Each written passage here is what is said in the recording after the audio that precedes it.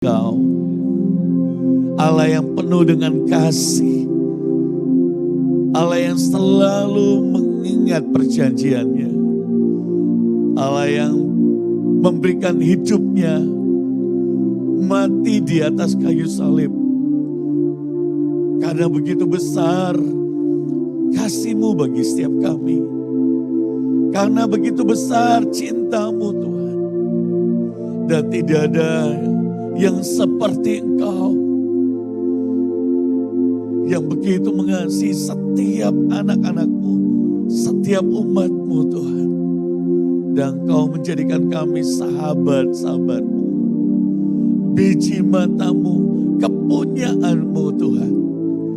Terima kasih Tuhan, terima kasih dan Kau berkarya terus dalam hidup kami.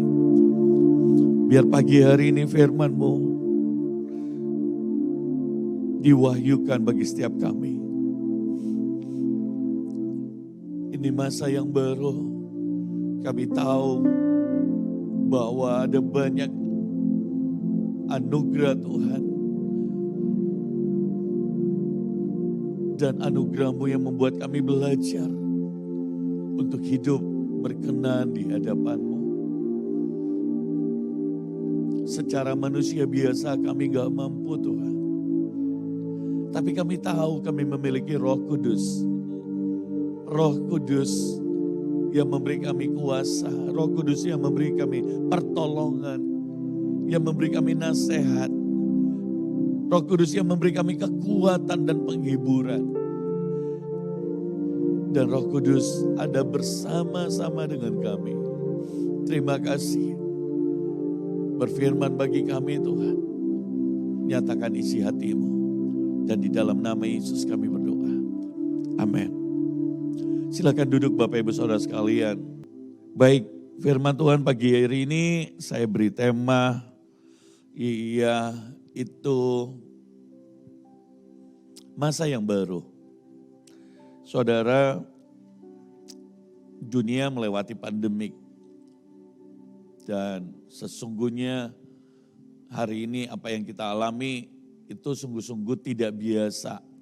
Bahkan tidak pernah dialami oleh dunia sebelumnya. Bahkan teknologi begitu maju hari-hari ini dan zaman ke depan lebih maju lagi. Ternyata di firman Tuhan bangsa Israel juga selalu mengalami masa demi masa yang baru. Ada masa yang dimana mereka kemudian tertinggal, mereka bahkan tidak mengenal Tuhan, bahkan banyak penyembah berhala. Tapi ada masa juga yang dimana justru bangsa Israel begitu dipromosikan oleh Tuhan dan menjadi bangsa yang sangat-sangat diberkati, bahkan peperangan demi peperangan dimenangkan. Dan orang-orang mengenal Allah Israel, sebuah bangsa yang besar, sebuah bangsa yang disegani di seluruh dunia, bahkan bangsa yang begitu diberkati. Dan pagi hari ini kita akan belajar dari satu orang yang namanya Raja Uzia. Dia Raja Israel. Di 2 Tawarik pasal yang ke-6, tolong dibuka ayat yang pertama. Dia menggantikan ayahnya Amasya dan ayahnya itu meninggal di usia dia 16 tahun. Masih sangat muda dan Amasya memberi nama anaknya itu adalah Uzia. Uzia yang artinya Tuhan adalah pertolonganku dan kekuatan. Tuhan adalah pertolonganku. Siapa yang suka dan berkata, aku percaya bahwa Tuhan adalah pertolonganku.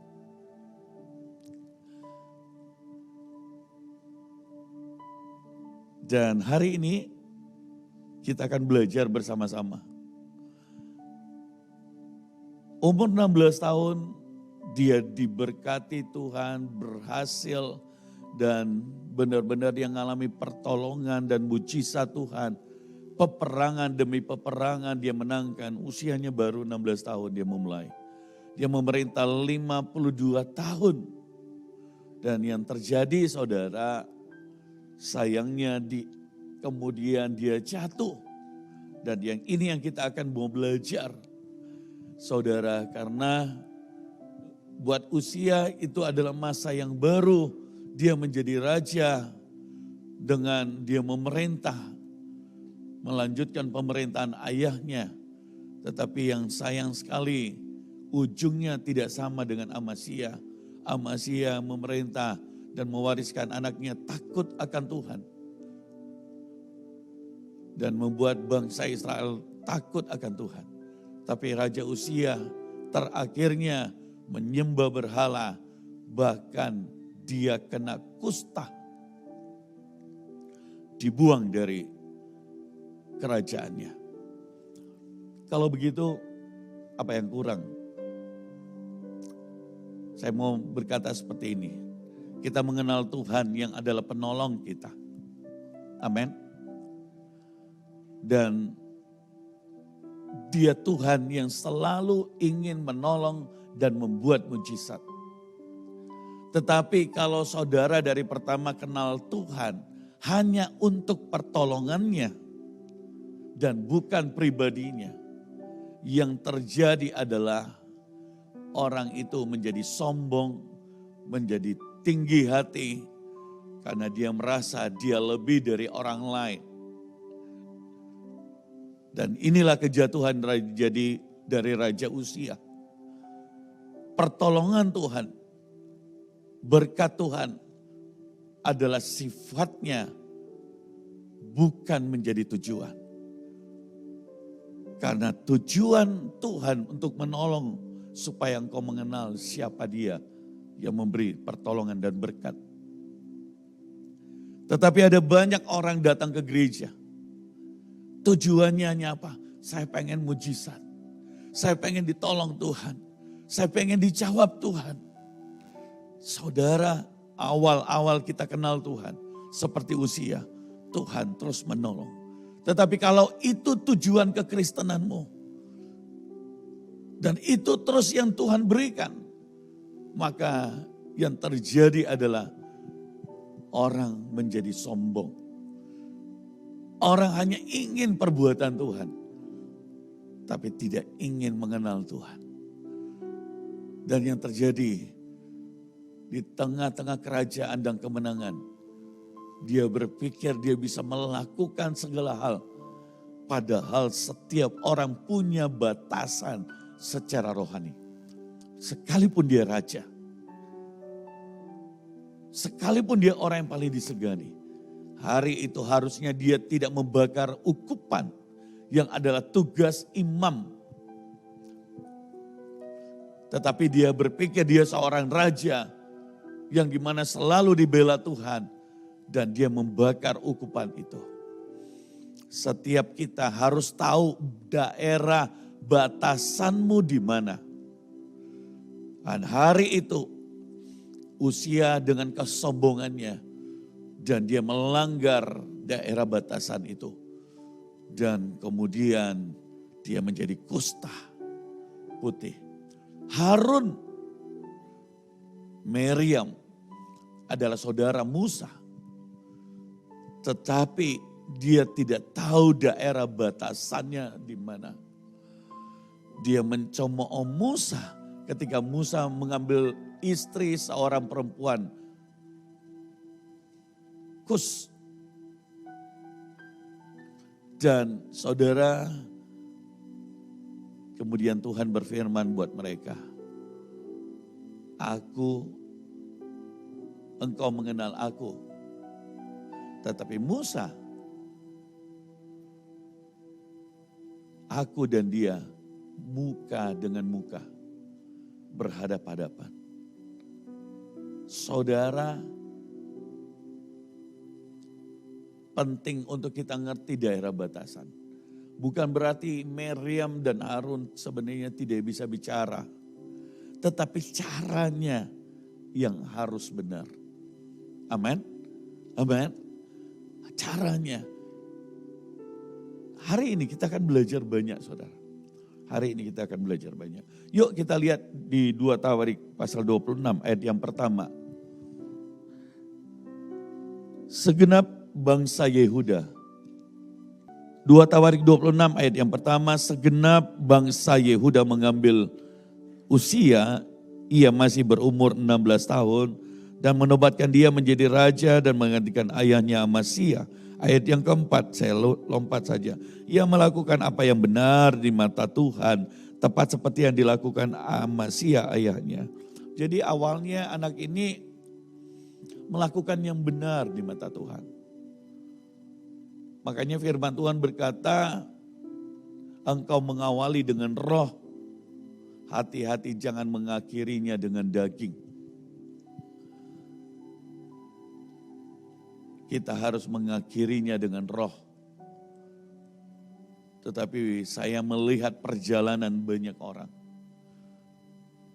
Dalam perenungan saya seminggu pergi penginjilan ke cabang-cabang, ke gereja Surabaya, Sidoarjo, Bandung, Jawa Barat, saudara. Dan saya berkata, tidak mudah untuk mendidik hati kita untuk rendah hati. Karena begitu mudahnya orang menjadi sombong. Dan tiba-tiba dia menepuk dadanya. Dan itulah kemudian sangat dibenci oleh Tuhan. Tetapi kalau Tuhan cinta, dia akan memproses orang itu. Itu karena cinta, saudara. Tuhan cinta dengan saya. Dan karena cintanya saya harus masuk penjara. Dan di penjara saya menemukan satu hal, satu alasan. Kesombongan. Saya gak merasa sombong. Ketika papa saya bilang, jangan sombong ketika kau dipakai Tuhan. Orang-orang disembuhkan. Saya gak merasa. Dalam hati saya pikir, kenapa papi ngomong begitu ya? Kadang-kadang gak merasa itu bukan berarti tidak ada, saudara.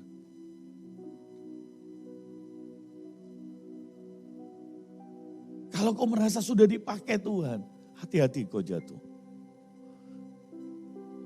Kalau kau merasa diberkati Tuhan, hati-hati kau masuk pencobaan. Saya mengabaikan itu berkali-kali. Saya senang dengar pujian demi pujian orang. Kalau udah pelayanan, saya tanya pendoa, saya tanya orang, gimana ya hari ini khotbah saya? Tujuannya itu bukan mau dengar koreksian, mau dengar apa? Dan saya pilih-pilih orang-orang yang mana? Orang-orang yang suka memuji. Tapi perilaku seperti itu adalah perilaku yang sombong, saudara. Izinkan telingamu selalu mendengarkan koreksian. Tetapi kalau hatimu sudah tidak suka dikoreksi, perhatikan baik. Iblis sudah masuk kesombongan itu. Engkau harus berhati-hati. Karena cintanya saya harus mengalami proses. Dan saya bersyukur bisa keluar dengan anugerah Tuhan. Tetapi ada banyak orang ketika ditolong, dia keluar, dia buat lagi. Tidak menjadi sebuah pelajaran. Dia gak ngerti apa maksud Tuhan. Amasya, Usia seperti itu. Sayang sekali firman Tuhan tidak mencatat bahwa dia benar-benar belajar dengan Tuhan. Awalnya saja dia melakukan apa yang benar di mata Tuhan. Tepat seperti yang dilakukan Amasya ayahnya. Ayat 5, ia mencari Allah selama hidup Sakaria. Ia mengajarnya supaya takut akan Allah. Dan selama itu ia mencari Tuhan, Allah membuat segala usahanya berhasil. Wow. Dipimpin, dituntun oleh seseorang adalah hal yang baik. Tetapi jangan pernah bergantung kepada seseorang dan engkau hanya mengenal Tuhan dari seseorang. Tuhan sengaja menempatkan Sakaria untuk mengajar Uzia. Tetapi hati Uzia harus di sebuah level, dia harus belajar sendiri dengan Tuhan. Di detik Pak Agung pergi, hari itu saya datang ke Semarang. Hati saya hancur, saya nangis. Ya, saya bukan anak kandung. Tetapi saya kenal Tuhan dari beliau. Saya makan banyak firman dan hidupku diubah dari beliau. Saya nangis. Saya berlutut, saya nyembah Tuhan. Pas di sampingnya, petinya. Ada banyak orang bukannya saya.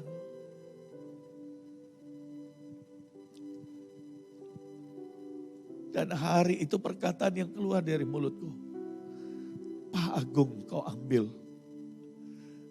Bapak, hari ini biar engkau sendiri yang mengajarku. Sehingga tidak sia-sia pengajaran daripada Pak Agung.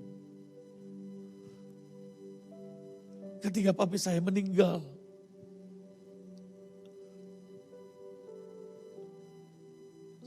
saya berlutut dengan mami. Dan saya berkata, Tuhan terima kasih untuk didikan papi yang keras. Untuk mengajar kami hidup dengan iman yang sungguh-sungguh. Jangan pernah berhenti didikan Tuhan hanya sampai pada manusia. Tapi kenallah Allahmu secara pribadi. Tetapi sayang sekali Uzia hanya mengenal Tuhan lewat orang yang mengajari dia, yaitu Sakaria. Dia sungguh-sungguh karena ada Sakaria. Siapa yang punya teman atau pemimpin atau ini, oh saya mau sungguh-sungguh. Oh saya sungguh-sungguh kalau ada Pastor Ivan. Itu gak bagus saudara. Oh saya sungguh-sungguh nyembah kalau ada Pak Gem. Itu gak baik. Engkau harus sungguh-sungguh. Karena engkau sendiri ingin mengenal Tuhan. Jangan pernah sungguh-sungguh hanya sebatas manusia. Ya manusia bisa mendorongmu, memberi engkau motivasi. Tetapi Tuhan tidak mau. Kita hanya karena manusia. Ada berapa banyak orang kehilangan orang yang dia kasihi. Dan di detik dia kehilangan orang dia kasihi. Dia juga kehilangan Tuhannya. Dia kehilangan sungguh-sungguh dengan Tuhan. Dia kecewa dengan Tuhan. Uzia mengalami itu saudara. Dia menjadi sangat berubah, sangat berbeda ketika Sakaria tidak ada. Betapa Tuhan bilang sakitnya tuh di sini. Ternyata saya cuma di bahasa anak muda, di PHP. Benar saudara?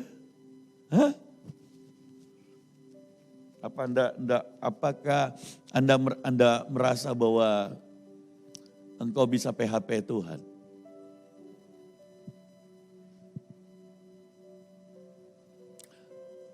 Saya berharap Anda memperhatikan firman dan firman ini penting buat kita. Sangat kuat. Setiap perkataan, setiap benih. Saya kalau Pak Agung khotbah, tanda penghormatan saya sama Pak Agung. Apa itu? Saya lihat orangnya ini siapa yang memperhatikan Pak Agung khotbah. Itu tandanya orang itu respect dengan Pak Agung. Berapa banyak yang dia bisa praktekkan dari apa yang dikhotbahkan. Itu. Dan di titik Pagung itu puluhan ribu orang.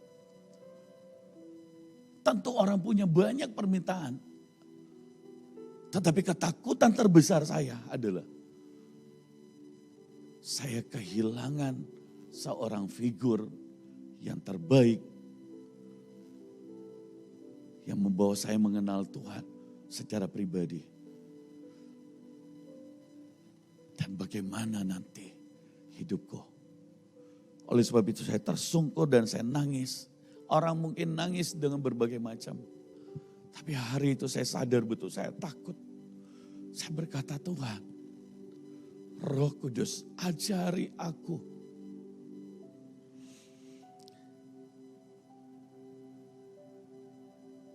Ayat yang ke-16, setelah ia menjadi kuat, ia menjadi tinggi hati. Sehingga ia melakukan hal yang merusak. Ia berubah setia kepada Tuhan Allahnya. Wow, ternyata pertolongan demi pertolongan Tuhan bisa membuat orang tinggi hati. Yang setuju dengan saya katakan amin. Oh, dia merasa dia dibela terus dengan Tuhan. Dia diperhatikan terus. Dan dia merasa lebih daripada teman-temannya. Dia memenangkan peperangan demi peperangan. Saya mendapati bahwa pertolongan Tuhan itu baik. Tapi di satu sisi adalah kau harus menyikapinya, yaitu untuk mengenal Tuhan lebih. Tetapi sayangnya manusia ketika dia ditolong Tuhan dan terus ditolong Tuhan, yang dia inginkan apa? Pertolongan Tuhan saja. Ayo mari jujur. Siapa yang datang sini, datang ibadah, penuh dengan masalahmu dan di pikiranmu, saya mau datang ibadah. Dan saya mau ditolong, saya berdoa, saya mau Tuhan menolongku. Saya mau Tuhan, ada mujizat Tuhan. Mungkin kau pun bertanya, Tuhan saya sudah berdoa lama, dulu begitu saya berdoa langsung pertolongan datang besok. Dulu begitu saya berdoa langsung minggu depan datang pertolongan. Kok sekarang udah berbulan-bulan? Saya menanyakan itu ketika tahun 2000. Saya berkata, Tuhan, sampai dengan saya berdoa dan tidak pernah lagi meminta untuk pertolongan. Karena apa?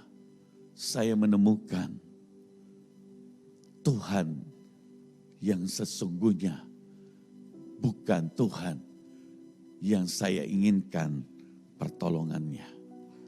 Tetapi pribadinya yang lebih menarik buat saya. Pertolongannya bisa datang kapan saja. Tidak ada masalah. Tapi yang paling penting adalah pribadi Tuhan.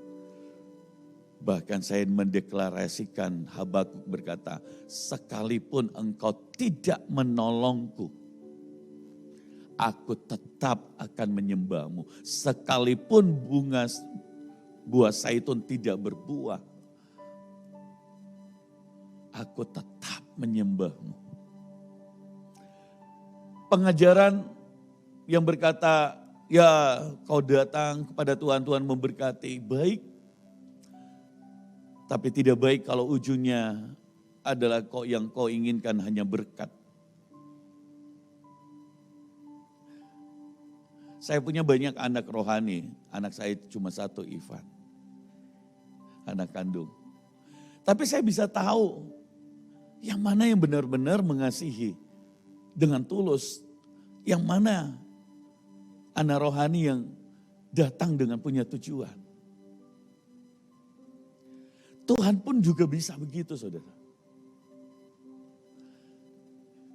Dan dia inginkan kita itu mengenal Tuhan dengan tulus. Kenapa? Karena pribadi Tuhan lebih dari berkatnya. Amin. Amin, saudara. lihat dari usia dia berkata, ia menjadi tinggi hati, sombong. Sehingga ia melakukan hal yang merusak. Inilah sebabnya Tuhan paling benci yang namanya kesombongan. Terlalu mudah untuk Tuhan mengangkatmu. Tetapi ketika Tuhan mengangkatmu, apakah hatimu tidak berubah? Ini pertanyaan. Kalau Tuhan belum mengangkatmu, bersabarlah dan mintalah Tuhan didik hatiku agar supaya aku bisa rendah hati, agar aku bisa tulus sungguh-sungguh mencari Tuhan dan tidak pernah lagi meninggalkan Engkau. Amin, saudara. Karena itu sangat-sangat penting. Karena ternyata firman Tuhan berkata, orang yang sombong itu dia melakukan ujungnya hal yang merusak. Ia berubah setia karena dia sombong. Dulu mengandalkan Tuhan, dulu sungguh-sungguh pada Tuhan. Dia berubah setia, saudara.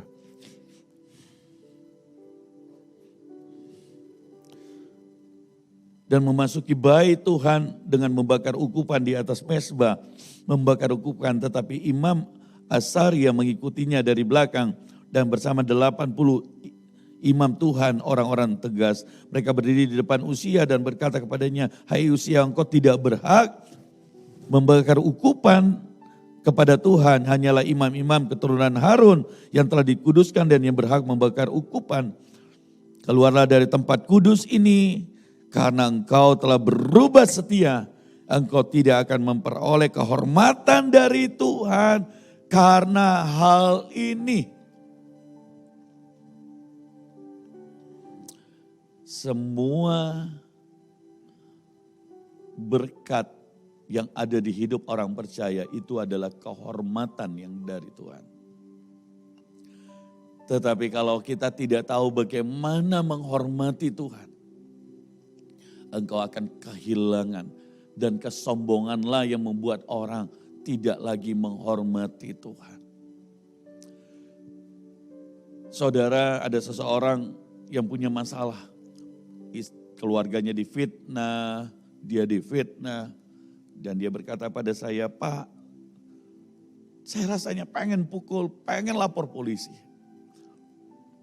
Tapi dia berkata, "Tolong bantu doa. Bisakah engkau ampuni?" Dan dia menangis dan dia berkata, "Sulit, tapi saya mau. Saya mau."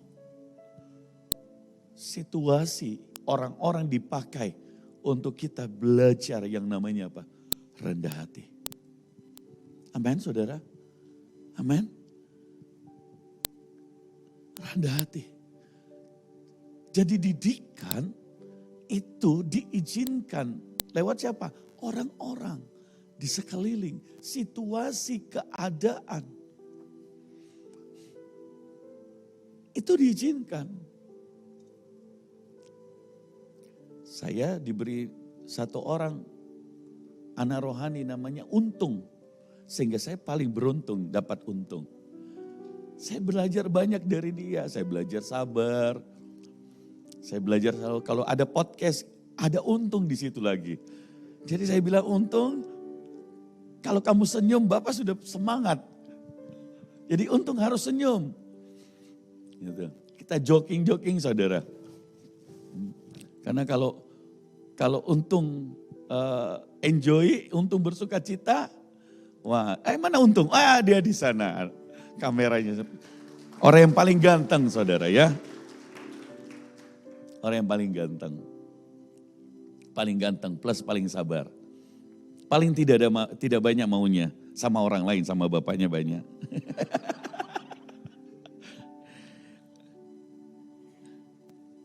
Ayat yang ke-19 dia bilang gini, firman Tuhan. "Tetapi Uzia dengan bokor ukupan di tangannya untuk membakar menjadi marah, sementara amarahnya meluap-luap atas para imam, timbullah penyakit kusta pada dahinya. di hadapan para imam di rumah Tuhan dekat mezbah pembakaran ukupan. Ayat 21, lompat. Raja Uzia sakit kusta sampai pada hari matinya. Dan sebagai orang yang sakit kusta ia tinggal dalam sebuah rumah pengasingan. Karena ia dikucilkan dari rumah Tuhan.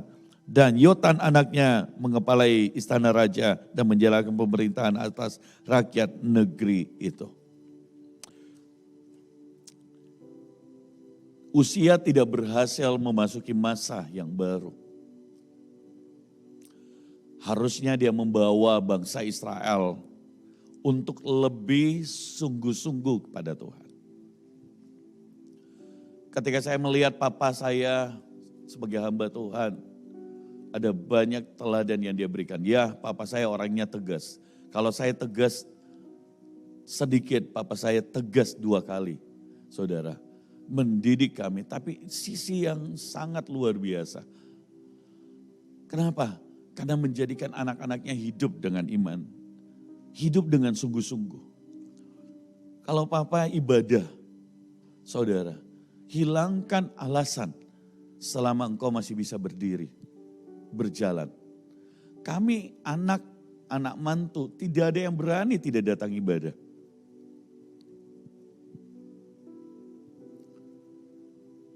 Tidak ada yang berani. Selagi engkau masih bisa berdiri, pergi ke gereja. Saya baru pulang malam penginjilan, ibadah. Tidak ada alasan. Baru tidur 2 jam, 3 jam, urusan pekerjaan. Ibadah, tidak bisa tidak. Kalau sudah janji dengan Tuhan, kau mesti tepati. Saudara, tapi itu melatih kami untuk hidup dengan sungguh-sungguh kepada Tuhan.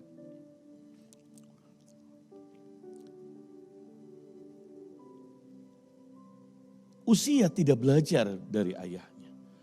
Doa saya hari itu ketika di papa, Tuhan biar aku bisa melakukan apa yang papa sudah lakukan. Dan melakukannya lebih banyak lagi jiwa-jiwa. Karena itu kerinduan dari papa. Itu kerinduannya. Dia selalu bilang, Tuhan yang utama. Kasih jiwa-jiwa. Di tengah pembaringan, dia memanggil Ivan. Dia masih pikir mau mendoakan hamba Tuhan. Kenapa panggil Ivan? Saya mau impartasi, saya duduk di samping. Cemburu juga sih. Kenapa bukan saya? Dan saya percaya ada maksud Tuhan buat Ivan. Impartasi itu diberikan di saat hari-hari terakhir. 1 hari sebelum meninggal. Setelah itu dia pasang lagi maskernya. Sudah pasang masker, doakan lagi orang lain. Sudah itu dia telepon lagi, doakan lagi orang lain. Saudara, doakan kami anak-anak. Selama di rumah sakit,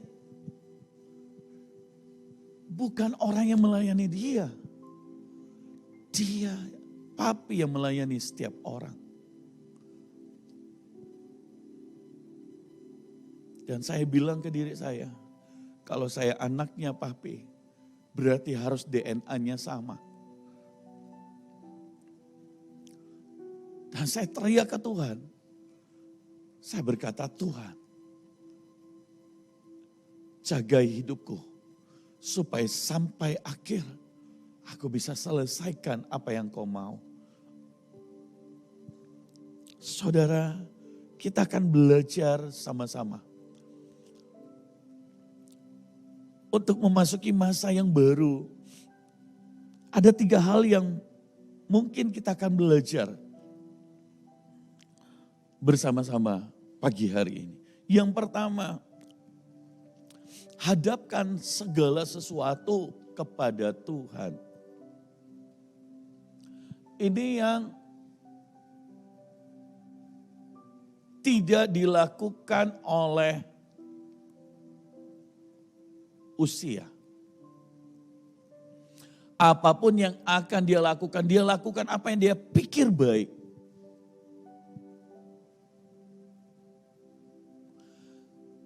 Dulu kita mengenal Tuhan masih kecil, masih remaja.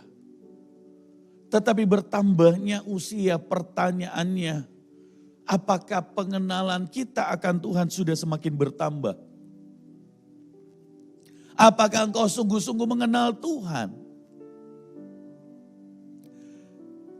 Karena tujuan Tuhan menciptakan kita adalah Dia ingin kita mengenal Dia dan Dia akan memberi kita semakin disempurnakan. Amin. Disempurnakan. Dan tidak ada orang yang bisa hidupnya disempurnakan kalau tanpa mengenal Tuhan. Bergereja tidaklah cukup, tetapi komitmen untuk menghidupi Tuhan, menghidupi firman Tuhan dan mengenal Tuhan. Tetapi sayang sekali ada begitu banyak orang yang tidak punya cukup kerinduan akan itu. Dia hanya sampai di batas seperti usia. Aku ini inginkan pertolongan Tuhan. Aku ini inginkan pertolongan Tuhan. Tuhanlah yang menjadi kekuatanku. Saudara, ya dia memenangkan peperangan demi peperangan. Tapi pertolongan Tuhan tidak pernah mendidiknya menjadi takut akan Tuhan. Pertolongan Tuhan tidak pernah mendidik saudara untuk mengenal Tuhan. Karena untuk mengenal Tuhan haruslah engkau sendiri yang punya komitmen untuk mencari dan mengenal akan Dia.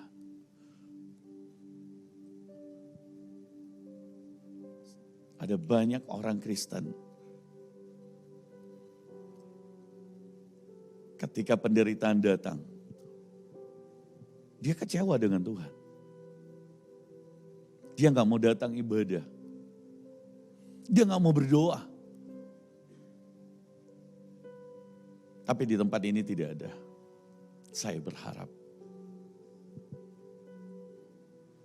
Ketika pertolongannya terlambat, bukannya makin sungguh-sungguh, tetapi makin mundur kerohaniannya.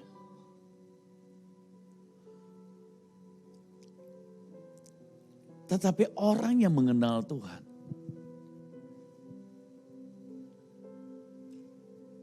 ketika pergumulan datang, ujian datang, proses datang, dia semakin sungguh-sungguh kepada Tuhan. Dia semakin mengejar Tuhan. Dia semakin datang kepada Tuhan. Itu yang dilakukan oleh Daud, oleh Yusuf.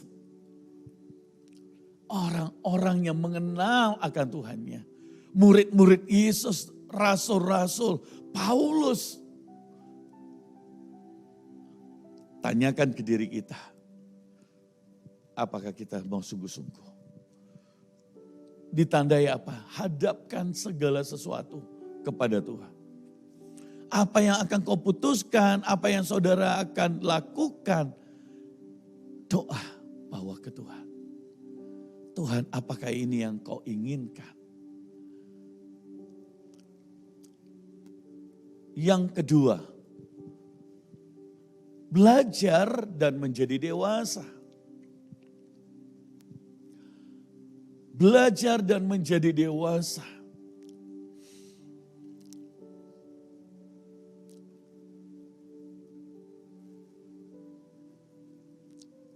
Orang yang mengenal Allahnya, maka dia akan belajar. Berapa banyak orang yang belajar dalam hidupnya. Tetapi sayang sekali usia ini tidak belajar, saudara. Usia tidak belajar untuk mengenal Tuhan.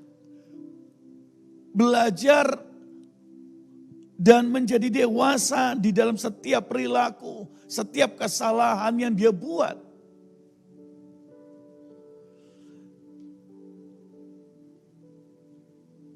Kesalahan yang kita buat itu kadang-kadang tidak terlihat oleh orang lain. Bahkan engkau pun sendiri bisa saja tidak menyadari kesalahan itu. Hanya ketika saudara mau belajar dan merendahkan diri di bawah kaki Tuhan, baru engkau akan dapati kesalahanmu seperti apa. Dan engkau akan belajar akan hal itu. Semakin tinggi pemakaian Tuhan, level seseorang, mungkin engkau terlihat sempurna di mata orang lain. Dan kalau hanya sampai pada penilaian orang, engkau akan berhenti untuk belajar. Dan disitulah yang namanya kejatuhan, kesombongan. Karena tidak ada lagi orang yang berani untuk bicara dan dia tidak melihat itu. Tapi di titik itu saudara, kau harus jangan berhenti untuk belajar. Dan minta Tuhan mengoreksi hidupmu. Semakin engkau merasa engkau sempurna, engkau tidak pernah buat kesalahan, hati-hatilah sebab ketinggian hati itu sudah menghampirimu, kesombongan itu sudah datang. Ketika engkau mulai menepuk dada, hati-hatilah saudara.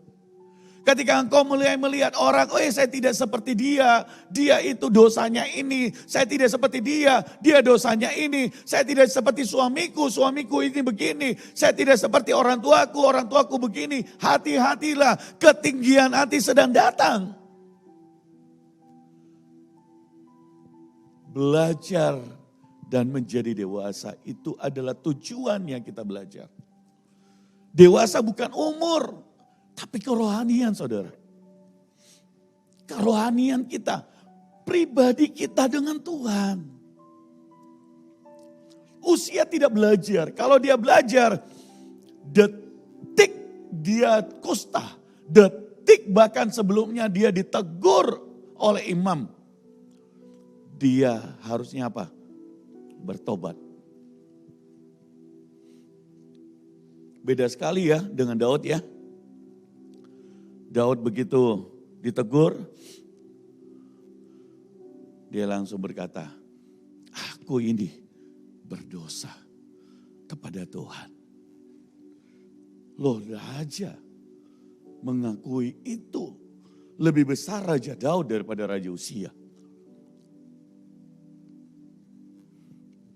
Saudara, dan yang paling berbahaya adalah dia melakukan itu. Ketidaksetiaan di depan ukupan. Dan itu adalah di ruang Maha Kudus. Ada tabut di situ. Makanya gereja kita ada tabut. Dan itu saya pesankan selalu untuk para pelayan, untuk setiap kita. Please jangan sembarang melayani.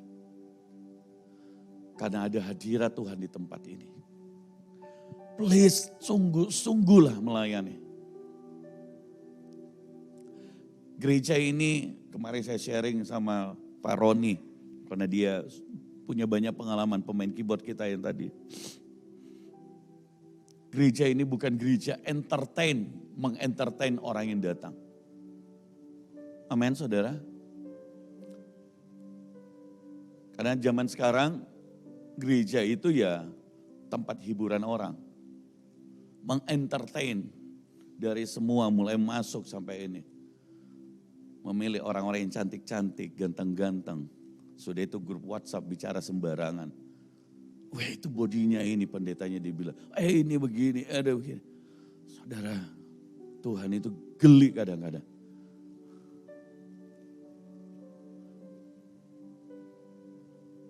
Satu kali kelak pasti berurusan dengan Tuhan. No. Di gereja harusnya Pak, tak ada tabut, ada hadirat Tuhan.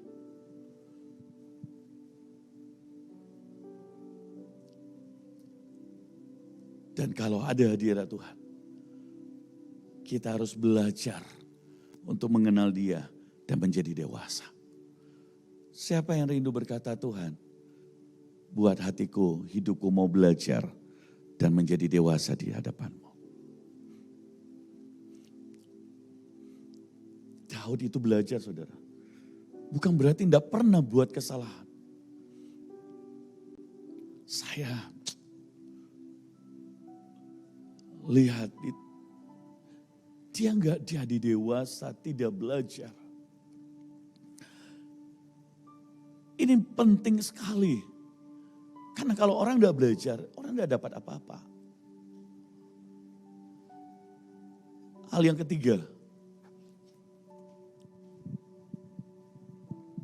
ujungnya harus semua untuk kemuliaan Tuhan. Yesaya pasal yang ke-6, ayat yang pertama sampai dengan ayat yang ketiga. Kita diberi kepercayaan oleh Tuhan. Apa yang membedakan ujungnya untuk kemuliaan nama Tuhan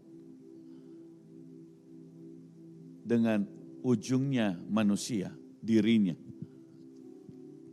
Apa yang membedakan, saudara? Yang satu tinggi hati, menjadi sombong. Yang satu, dia memuliakan Tuhan. Kalau saudara jadi pengusaha, bisa dua ini menjadi pilihan.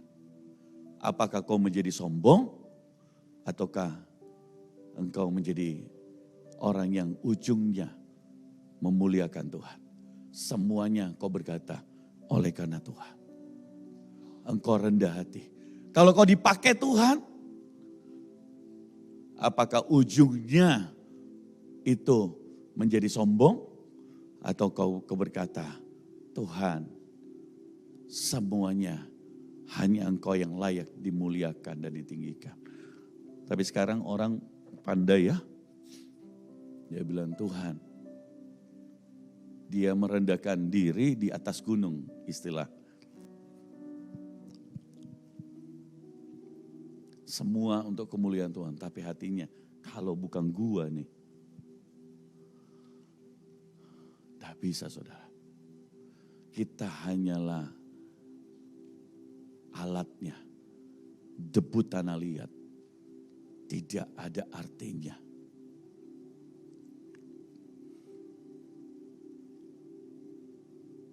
Dalam tahun matinya Raja Uzia, saya kemudian menulis lagi, aku melihat Tuhan duduk di atas tahta yang tinggi dan menjulang dan ujung jubahnya memenuhi bait suci. Tahan sebentar. Seorang lihat, perlu nunggu sampai Uzia mati. Perlu nunggu sampai Uzia mati. Kemudian Yesaya melihat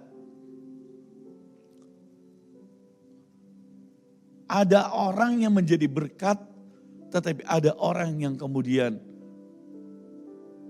menghalangi pekerjaan Tuhan. Hati-hati, orang yang sombong bukannya membawa orang datang pada Tuhan, tapi membawa orang jauh dari Tuhan. Uzia, tiba-tiba Yesaya setelah matinya Raja Uzia, aku melihat Tuhan duduk di atas tahta yang tinggi dan menjulang dan ujung jubahnya memenuhi bait suci. Wow. Ayat yang berikutnya, para serafin berdiri di sebelah atasnya dan masing-masing mempunyai 6 sayap, 2 sayap dipakai untuk menutupi muka mereka, 2 sayap dipakai untuk menutupi kaki mereka, dan 2 sayap dipakai untuk melayang-layang. Next berikutnya. Dan mereka berseru seorang kepada seorang, katanya, kudus, kuduslah Tuhan semesta alam, seluruh bumi penuh kemuliaannya. Uzia artinya Tuhan adalah pertolongan dan kekuatanku. Ada 3 hal minimal yang kita harus belajar bagaimana hidup di hadapan Tuhan. Yang pertama, hiduplah jujur di hadapan Tuhan. Karena Tuhan tahu siapa kita. Tuhan tahu lebih daripada kita sendiri bahkan, apalagi orang lain. Dan belajarlah untuk hidup jujur di hadapan Tuhan. Orang yang tahu bahwa dia hidup di hadapan Tuhan, dia akan belajar hidup jujur di hadapan Tuhan. Saudara, dan kejujuran membuat engkau mendapat perkenanan. Tetapi ada banyak orang sudah ditegur Tuhan, tapi masih sombong. Sudah mengalami proses, tapi masih sering mempersalahkan orang lain, mempersalahkan ini dan itu. Bukannya bertobat sungguh-sungguh. Hiduplah jujur, saudara. Berkata, aku ini orang yang berdosa. Saudara, kalau engkau hidup dengan jujur di hadapan Tuhan, maka perkenanannya itu turun. Tuhan itu suka dengan orang yang hidup jujur di hadapan Tuhan. Yesaya itu, setelah matinya Raja Uzia, aku melihat Tuhan berdiri.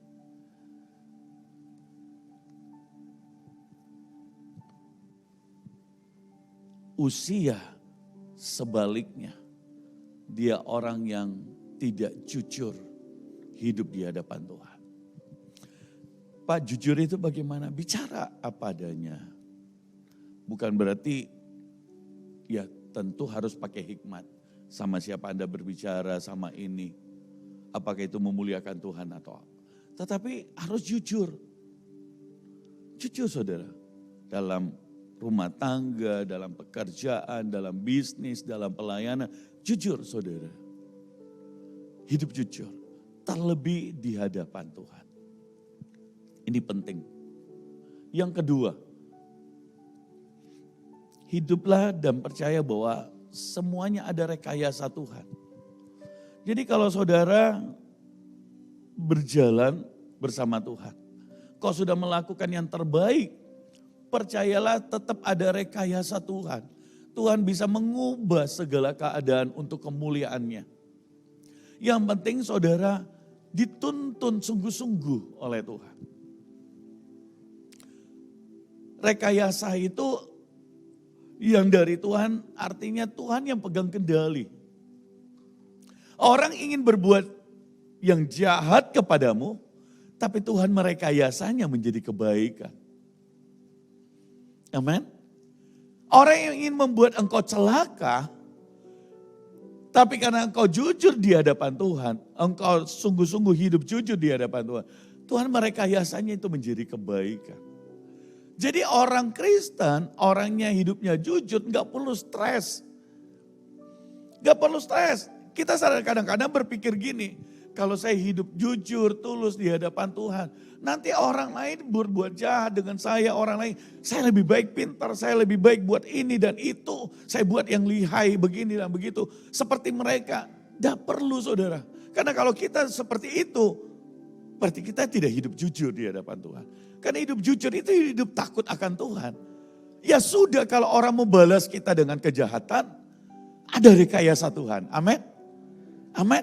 Jadi jalannya kita itu melempeng, enak. Tidak perlu stres, bagaimana ya, tidak perlu bisa tidur, bisa tersenyum di tengah ada masalah.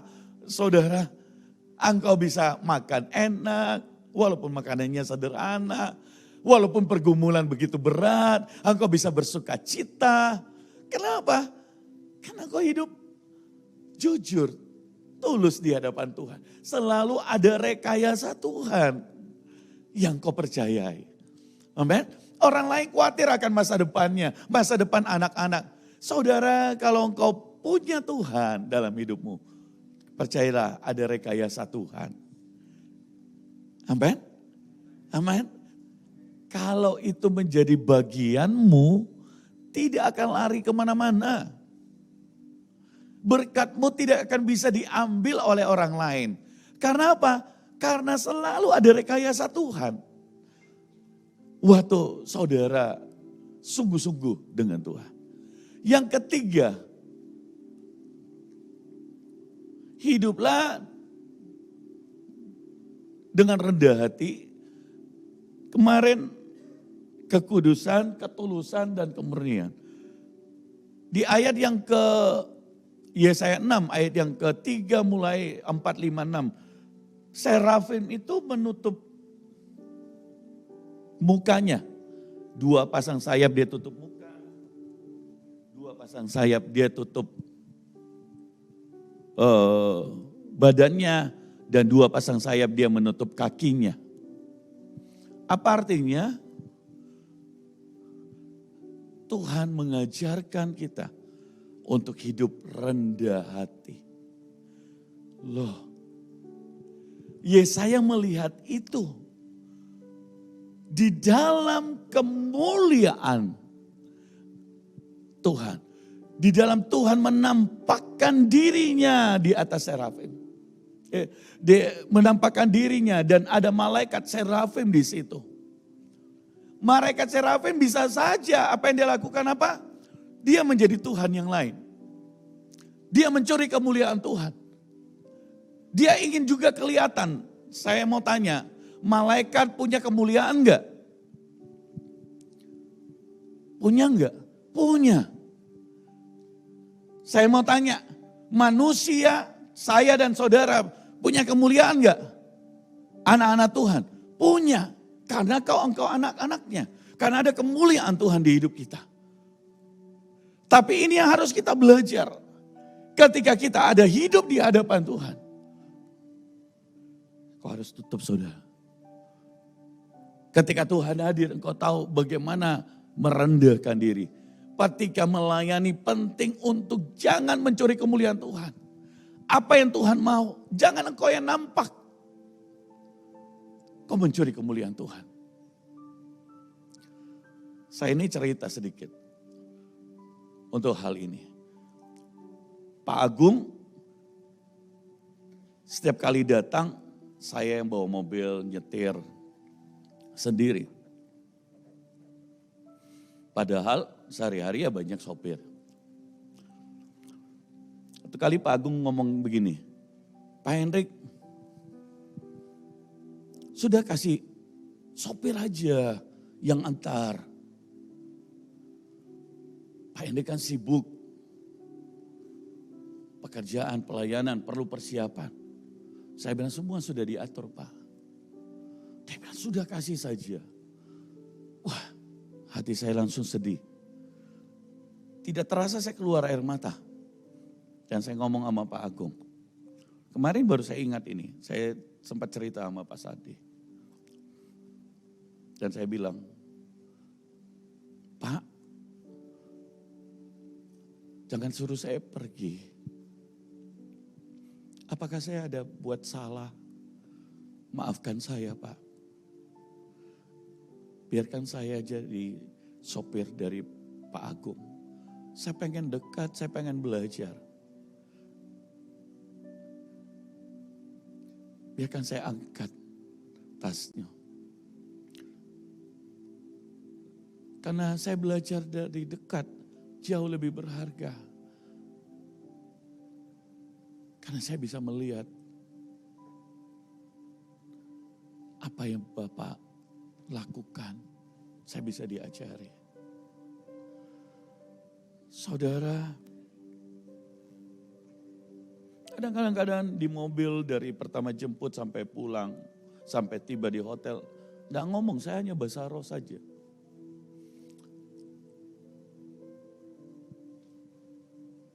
Nggak ngomong. Ada kadang-kadang di mobil saya, Pak Agung, Angkong, kami bertiga di mobil. Mereka ngobrol, saya enggak ngobrol apa-apa. Saya hanya berbahasa roh, saya tidak pengen mengganggu. Tapi saya mendengar dan saya belajar. Roh Kudus berkata belajar. Nak.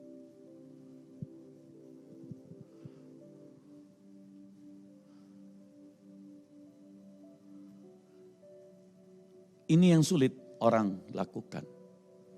Bagaimana detik itu kau bisa tutup. Hari itu saya ngomong sama Pak Agung dan saya nangis. Saya berkata, Pak, jangan pernah usir saya. Walaupun saya hanya angkat kopernya, angkat buku, dampingi Pak. Tahu nggak apa Pak Agung ngomong? Saya kenal banyak hamba Tuhan, saya kenal banyak pengusaha. Tapi ketika saya suruh mereka pergi untuk orang lain gantikan, digantikan orang lain. Dan dia bilang, kamu ini diberkati Tuhan dan dipakai Tuhan. Tapi kau mau jadi sopirku? Saya bilang, saya jadi sopir pun saya sudah syukur. Bisa ada di dekat, Pak. Di tengah-tengah ibadah, saudara tahu kalau persiapan KKR dengan biaya yang ratusan juta, itu bukan hal yang mudah, udah murah. Pak Agung ada, Pak Agung tanya, Pak Hendrik,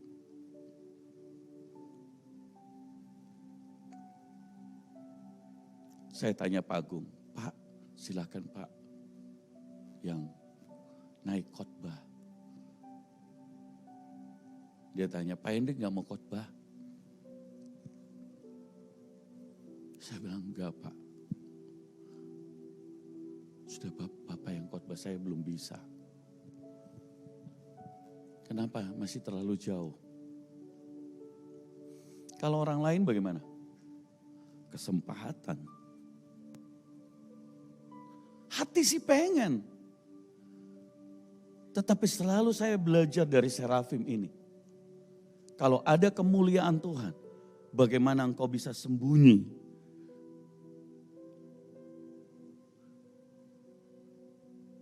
Dan selalu saya bilang, hanya satu bintangnya, tidak dua. Loh itu perlu spirit. Makanya banyak orang berkata dia cemburu dengan saya, dengan Pak Agung. Kenapa bisa Pak Agung begitu cepat nempel? Saudara, kalau kau tidak punya kerendahan hati, berapa banyak orang yang dekat dengan Pak Agung dan begitu dia dekat dia juga mau tonjolkan dirinya, dia mau ini banyak ngomong. Di meja makan, saya hanya bisa diam ambilkan makanannya. Semua bisa lihat, itu Maria pernah lihat. Saya ambilkan makanannya, ini aturkan mulai dari kamar, mulai dari ini belajari. Duduk makan, dia makan dulu kenyang baru saya makan kenyang. Karena orangnya enggak bisa makan itu ambil-ambil gini saudara. Dia juga enggak bisa juga kalau sisa-sisa orang kasih itu dia enggak nafsu makan. Jadi kita yang harus tahu saudara. Tapi dia juga harus kelihatan baik di hadapan orang. Ya kita yang harus ambilkan. Layani saudara.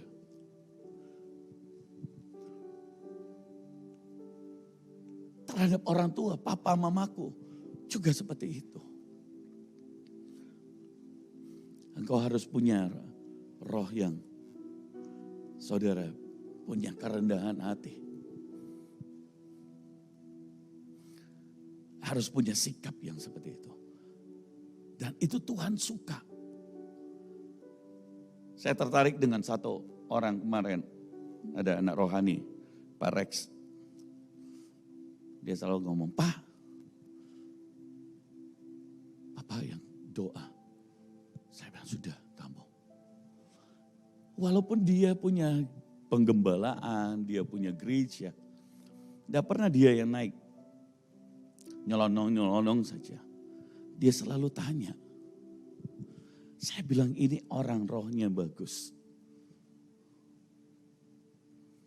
Ini perlu Anda, perlu mendidikmu, mengendalikan diri. Dengan siapa engkau? Miliki spirit yang seperti ini saudara. Dan itu perlu untuk yang namanya belajar dan menjadi dewasa. Usia tidak belajar saudara. Dia tidak belajar.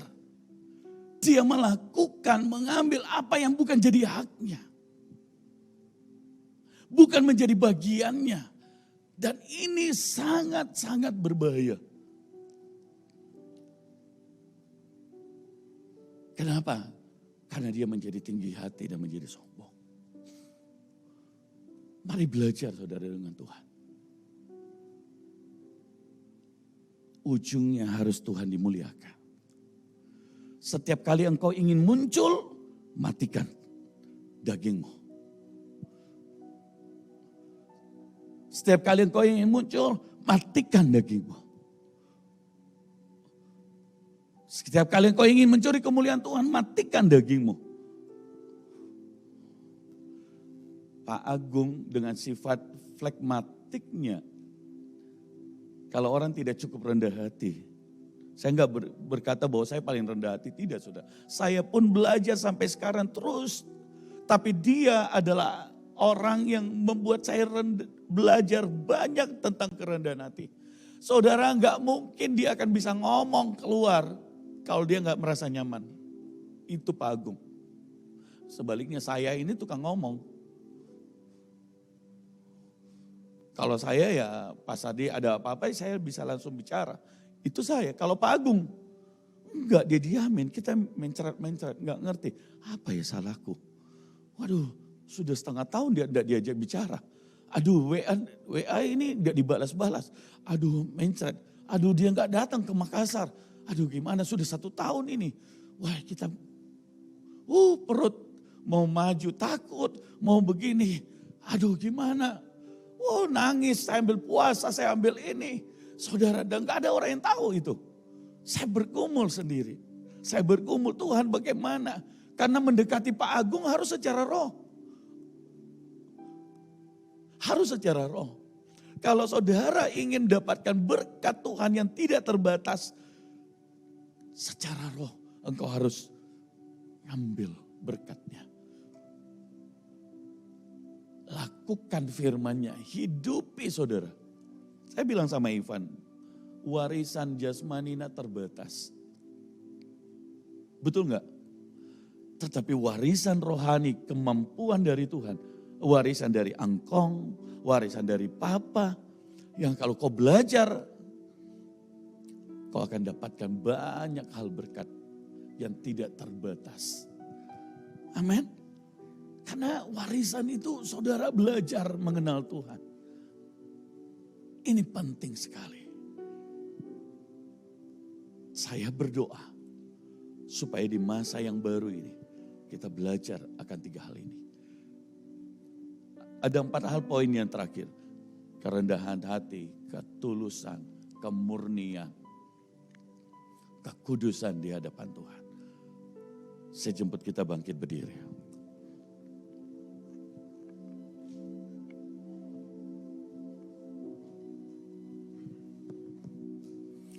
Kirapayashe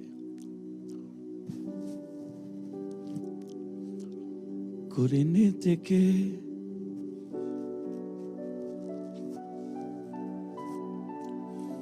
kunirenotoko. Mari masing-masing datang pada Tuhan, saudara.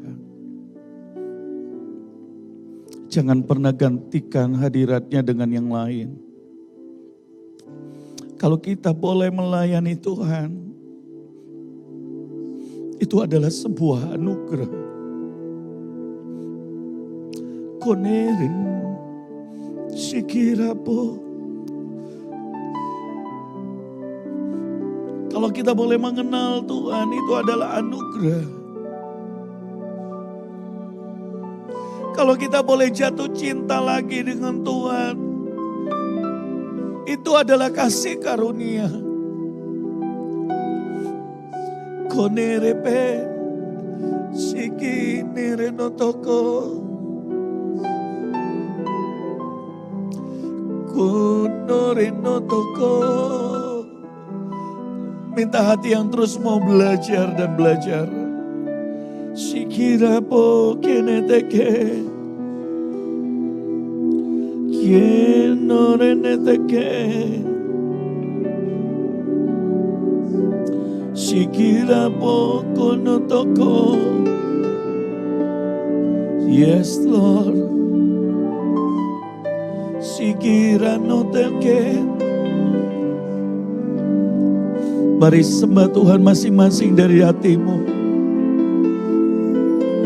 Mari jujur di hadapan Tuhan. Aku ini sombong Tuhan. Ampuni aku.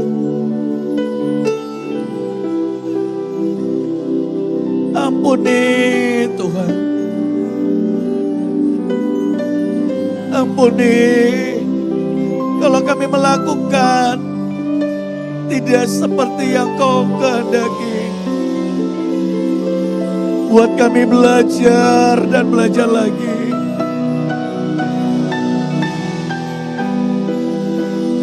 Buat kami belajar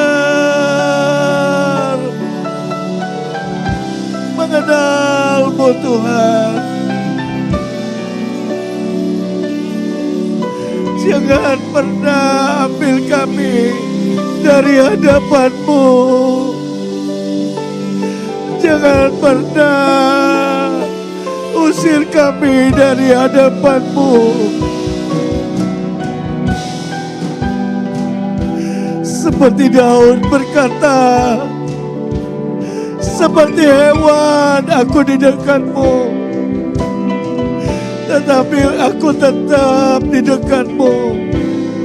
Siapakah gerangan yang ada padaku di sorga selain Engkau? Selain Engkau, tiada yang kuingini di bumi ini. Tuhan, sesungguhnya kami tidak layak. Sesungguhnya tidak ada satupun yang layak.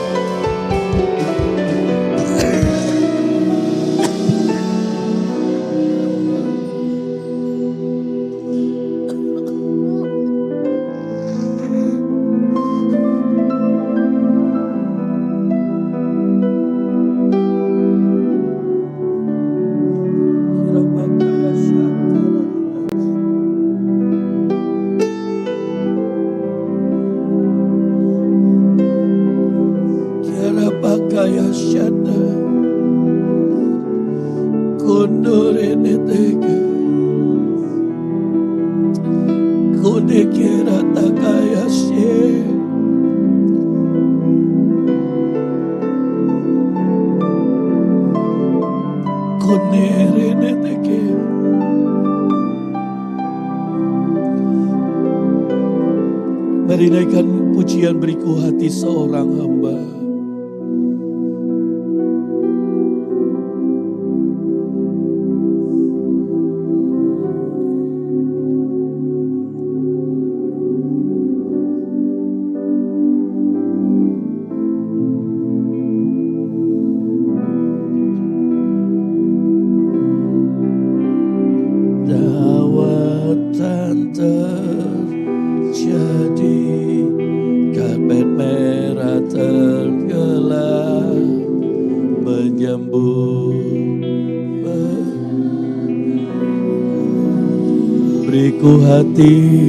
Beriku hati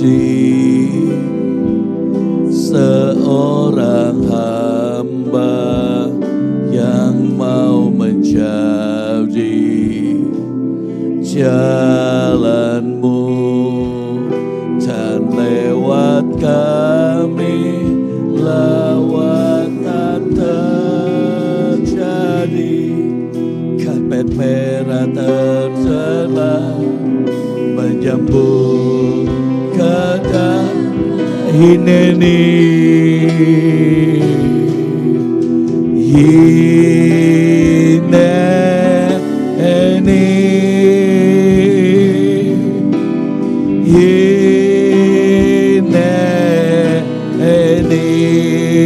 katakan hineni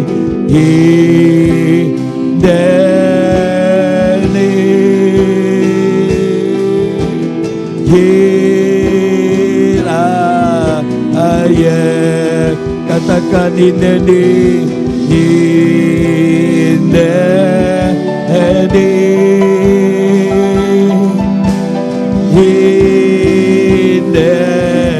Ineni katakan Ineni Ineni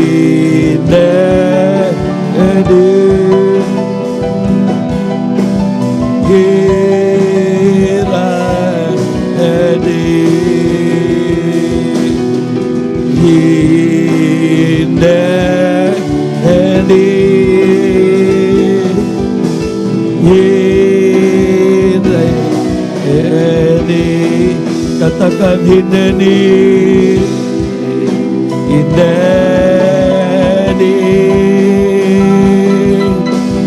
Hira ayat katakan Hineni Lord Hineni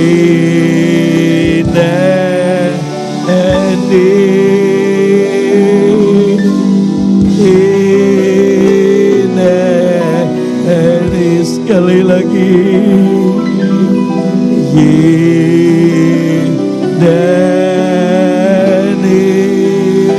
Here I am Lord, here I am. Tidur indetike, ineni Lord, ineni.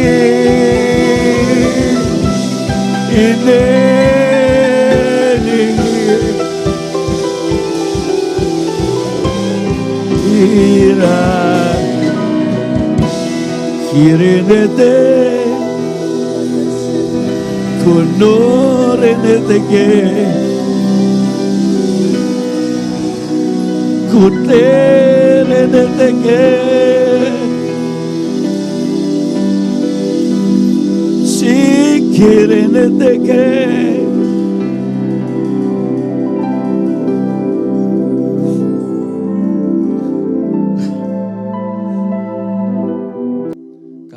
sungguh-sungguh cinta akan Tuhan.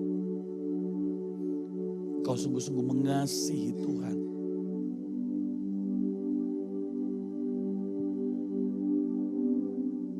Kau sungguh-sungguh punya kerendahan hati.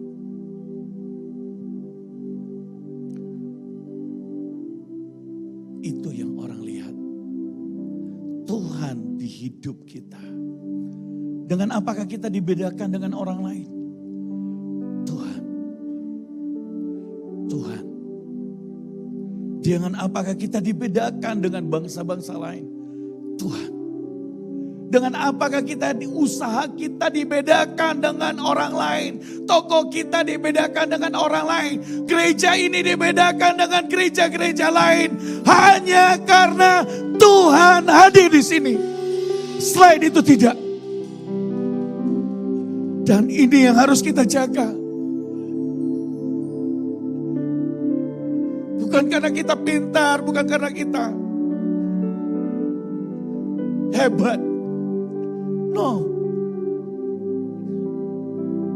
Maafkan untuk beberapa orang di keluarga yang kadang-kadang saya harus bicara keras pada kalian. Untuk sungguh-sungguh dengan Tuhan dan tidak setengah-setengah.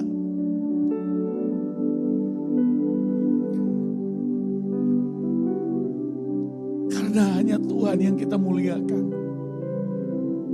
Maafkan saya kalau ada yang kalian buat yang aneh-aneh di hadapanku dan hatiku itu gatal. Kau mempertontonkan kesombongan di depanku, hatiku gatal saudara. Dan saya gak suka seperti itu. Maafkan. Lebih baik saya menegur daripada Tuhan yang menegurmu. Karena kalau Tuhan yang menegur seperti saya, masuk penjara saudara. Dan belum tentu kau kuat.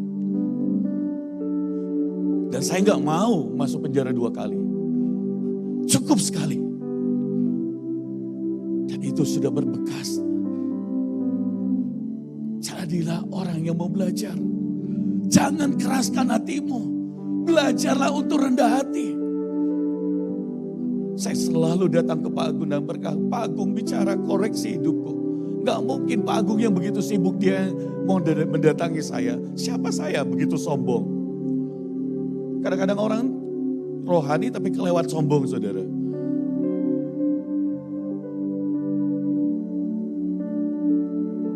Kita harus belajar untuk rendah hati.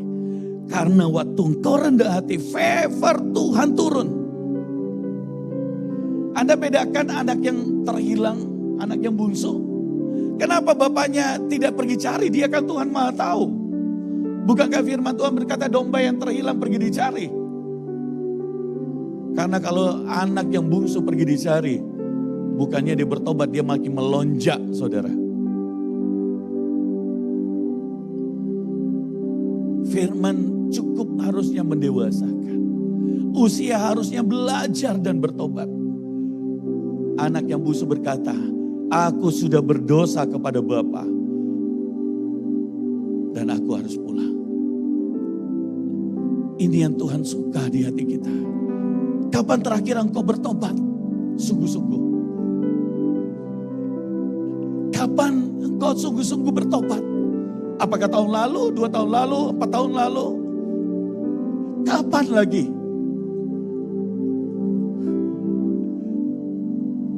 Kapan?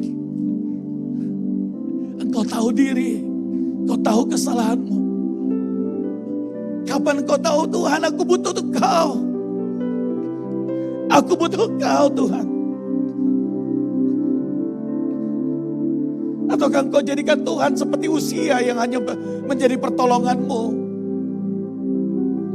Sebagai alatmu, itulah usia.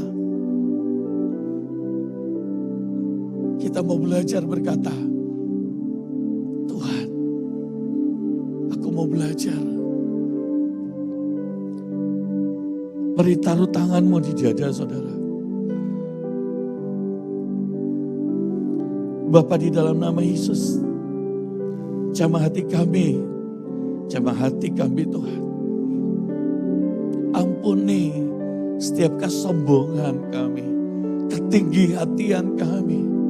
Ampuni kami, perbuatan kami Tuhan, kekanak-kanakan kami, ketidaktahu-dirian kami. Tapi hari ini firman-Mu mengajar kami, kehidupan Raja Usia menjadi pelajaran yang berharga. Ubah hati kami, biar motivasi kami hanya menginginkan Tuhan saja. Dan hanya mencintai-Mu dan bukan pertolongan-Mu. Jangan pernah biarkan hati kami terikat pada yang lain. Tapi hati kami terikat kepada-Mu. Mengasihi Engkau. Bukan dari apa yang Kau lakukan. Bukan karena mujizat, bukan karena pertolongan. Tapi karena kami mengasihi-Mu. Mari angkat perjamuan kudus.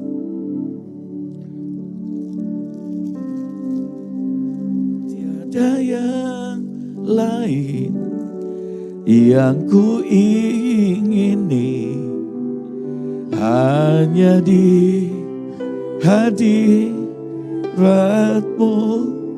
Tak ingin aku tinggalkan lagi hatiku, itu yang ku perlu. Tiada yang lain. Biar kami seperti anak yang bungsu yang datang padamu. Kami tidak perlu kehilangan warisan, kehilangan harta dan benda. Tapi kami mau meminta untuk hati yang sungguh-sungguh bertobat. Sungguh-sungguh mau berjalan untuk menyenangkan hati-Mu. Kami tidak ingin berjalan sendiri Tuhan. Kami ingin tinggal di rumah Bapa. Karena yang terbaik adalah kami ada di rumah Bapa. Ampuni kami karena selama ini yang kami inginkan hanyalah penghargaan, hanyalah harta warisan. Ampuni kami kalau ada motivasi-motivasi yang tidak berkenan. Biar hari ini Engkau bersihkan Tuhan. Dan kami berkata tiada yang lain yang ku ingini selain Engkau. Hanya di hadirat-Mu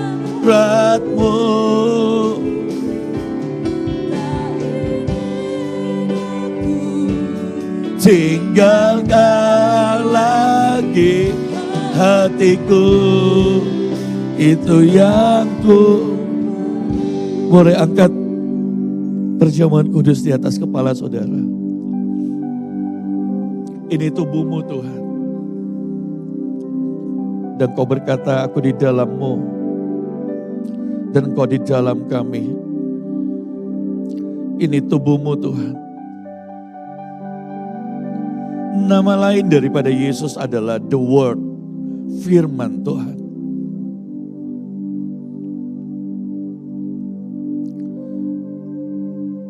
Waktu kita makan tubuh ini, Dia berkata, aku di dalam-Mu. Engkau harus mengizinkan firman bekerja dari dalam hidupmu. Tidak bisa lagi biasa-biasa, tidak bisa lagi setengah-setengah. Ini sudah di penghujung akhir zaman. Waktu pencobaan tiba, tidak ada yang tahu siapa yang bisa kuat. Hanya orang yang tertanam sungguh-sungguh dalam Tuhan. Bahkan firman Tuhan berkata, suami istri ada yang satu terangkan, ada yang tertinggal. Ini waktunya tidak sekedar hanya engkau tidak berzina, engkau tidak mencuri, tidak membunuh, engkau tidak pemarah. Tidak saudara. Jangan cukup hanya itu. Tapi di hatimu benar-benar cinta akan Tuhan. Mengutamakan Tuhan lebih dari apapun juga. Karena Dia sudah mati bagi kita. Ada kehidupan di dalam Tuhan.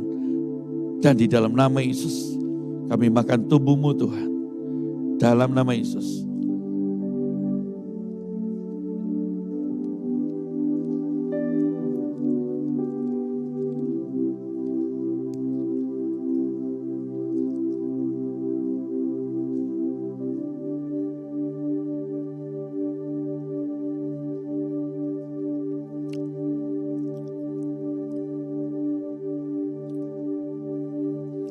Saudara, engkau sudah menelan Yesus. Yesus ada di dalammu. Ini darahnya dan di dalam darah ada kehidupan Tuhan. Ada di dalam darah Yesus. Dan waktu kita minum darahnya, kehidupan Tuhan di dalam darah Yesus, engkau terima.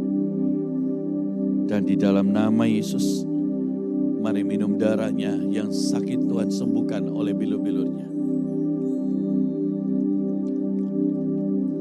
Kira bakayasya.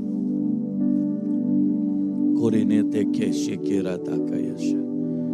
Saya minta tolong untuk Ibu Feba berdoa syafaat buat kita.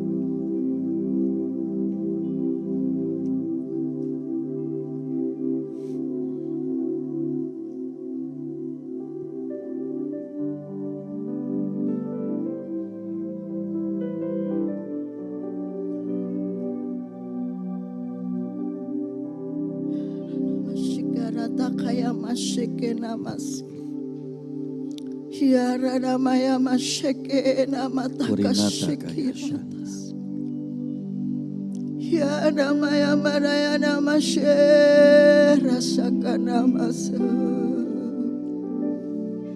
Hiara taka shikina mashekira Hiara baka shikina masaka.